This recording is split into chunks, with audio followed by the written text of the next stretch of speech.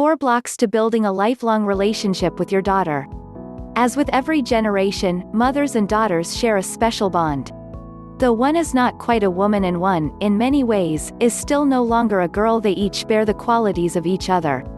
Little girls want to grow up fast, and dear sweet moms want to regain their youth. Mothers also know how important it is to be a good role model for their daughters. So, with only the best of intentions, moms and daughters travel their journeys through life. It is every mother's hope that their daughter grow to be strong, independent, caring, and giving. A mother's dream is to enjoy the fruits of her labor, no pun intended, to know that her daughter is happy, confident, and kind to all. There are many detours and roadblocks along the way, but you can overcome them using these 4 building blocks to obtain and maintain a relationship with your daughter that will last a lifetime. Because of your efforts in developing this relationship now, not only will you enjoy a close, unique friendship with your daughter, you will also pass on to her the wonderful gift of future strong relationships with her own children. Really, what can be more important and rewarding than that? Not much. It ranks right up there at the top. Life is based on building blocks. Relationships, too, are based on the same. Given the tools, you can build yours strong to last the bumps in the road and the trials of life. A strong foundation provides the anchors to weather any storm. It's never too late to begin. With each new day comes renewal, forgiveness, and a positive step towards building once again. Block number 1: trust. Without trust, any relationship doesn't stand a chance. Trust often is confused as a given. A God-given right. As a loving mother, your daughter has grown to trust you. She knows you will pick her up when you say you will. She knows that she is cared for and provided for by you. Your daughter also knows your love is unconditional and that regardless of her doings, you'll be there. She might get yelled at, but she trusts you above all. Realize that you have earned her trust through word, credibility, and actions. How about her perception of earning trust? Each young lady must understand that trust is earned. The same way you earned her trust in you. Ask yourself, why is it that sometimes we feel the need to accredit our children with attributes that should be earned? Our daughters need to understand that trust is patient. The small steps, small rewards process is a journey to gaining their independence. They need to take responsibility for earning the trust, and guarding it dearly, as one of the most valuable aspects of your shared relationship. When you, as her mother, make this important, it becomes important. There are 5 steps to establishing trust between a mother and a daughter. Each important and well guarded. They include honesty, awareness, follow-up, consequence, and finally, privilege. Knowing each of them and how to apply these steps to a working relationship is key in maintaining a loving relationship. Block number 2: communication. Funny, when our children are born, we seem so in tune to their needs. We know the difference between a hungry cry and a mad cry. We can sense the slight mood change and worry for hours that there is a cold coming on. As our little girls grow, we teach them to talk. We repeat sounds and clap for joy when they say ball and mama. We are elated to know that our little girls are on their way. We pay close attention to all of their needs and kiss them softly and quietly goodnight. Just because we teach language, an ensemble of sounds, does not mean we teach communication. Communication is defined by Webster as an act of transmitting or an exchange of information or opinions. Think about this, an act of transmitting, which can mean giving orders, commands, and/or instructions. This of course is necessary at times. It means we mean what we say and do it. No questions, no discussion. This form of communication is certainly acceptable and appropriate at times.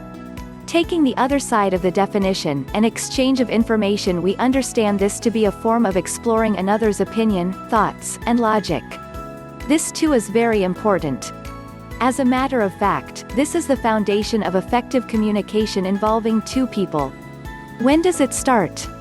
As our girls learn their words at the age of 2, they also begin to learn communication skills. These skills are mostly taught by our physical reactions and not our verbal capabilities. Physical reactions involve the delivery of our words, the tone of our voices, and the actions of our body. It is not about getting through, it's about logical reasoning and openness to understanding another human being.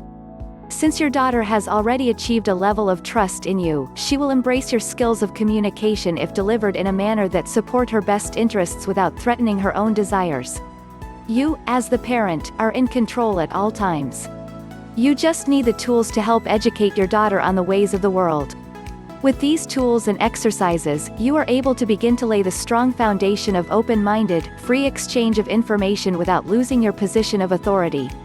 Remember, communication can be a two-way street or a single command. Your choice, your control. Block number 3: EFFECTIVE listening. Now that we have defined communication, I urge you don't spend too much time talking.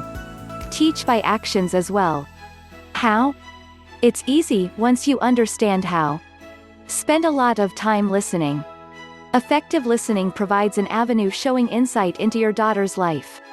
There is so much you can learn by listening and observing. Listening not only involves what your daughter says, it involves what others say too. This includes her friends, teachers, enemies, and anyone she has contact with. I am not suggesting you spy or have reports back. Just listen, you'll learn more than you can imagine. Listening is a skill.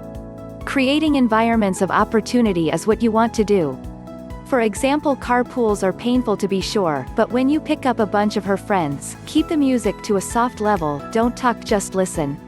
The girls will be open with their chatter and you'll be able to interpret not only the quality of her friendships, but the collective views of the group. This can be very valuable in future conversations you may have with your daughter. It's also a great way to get to know her friends.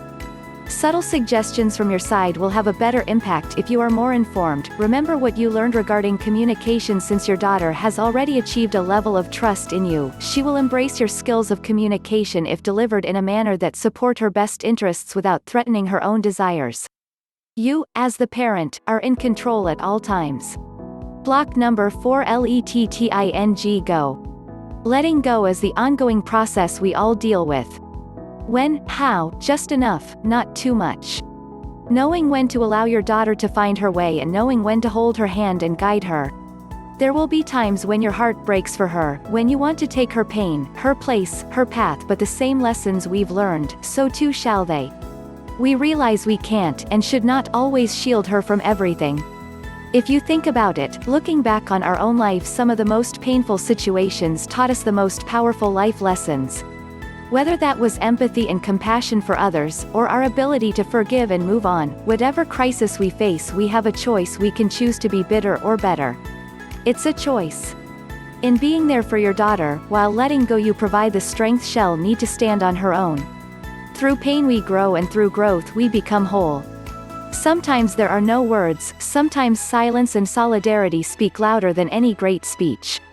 If you have built upon the 3 previous blocks, letting go will be a natural process of love. There is no fear where love dwells. Your goal is accomplished. You have the strong foundation for a lifelong, healthy relationship with your daughter. Being there involves just that, being there as a friend, a parent, a role model, a mother. Learning today how to build and enjoy a mother-daughter relationship is the best gift you will ever give to both yourself and your daughter. This is a gift that can be passed down from generation to generation, building stronger and deeper each time. Learning about enriching your relationship with your daughter is one of the most valuable educations you will ever do for yourself. The building blocks can show you the way. From beautiful baby girl in your arms, through the turbulent teens, the age of independence and self-discovery, to watching her gain total confident independence. Your reward is knowing that your job of parenting has now become your fruit of friendship.